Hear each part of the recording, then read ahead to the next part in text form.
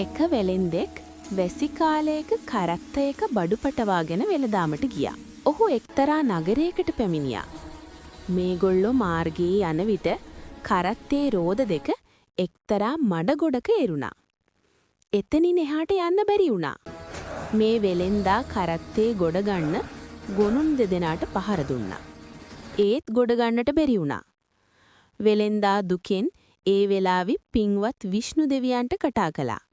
ඒ හඬ අසා පින්වත් විෂ්ණු දෙවියන් එතනට ආවා.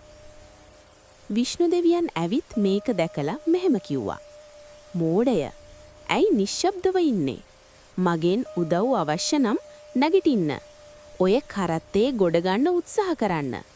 ඔබත් මඩේ එරුණු කරත්තේ ගොඩ ගැනීමට රෝදවලට අත් දෙකින් තල්ලු කරන්න. එහෙම කළොත් ඔබට මම උදව් වෙන්නම්. මෙහෙම කියා විෂ්ණු දෙවියන් එතනින් අතුරුදහන් වුණා. මේ මිනිසයා මහන්සියෙන් යුක්තව රෝදයකින් අල්ලගෙන තල්ලු කළා. එහෙම කරනකොට කරත්තේ මඩෙන් ගොඩට ආවා. ඊට පස්සේ ගැල්කරුවා සතුටින් නැවතත් ගමන යාමට නික්මුණා. මේ කතාවෙන් අපිට දෙන ආදර්ශය තමයි උත්සාහයෙන් යුක්තව කටයුතු කිරීමෙන් අපි කරන කටයුතු සාර්ථක කරගන්න පුරුවන් කියන එක. ඒ නිසා අපි හැමෝම උත්සාහවන්ත වෙමු.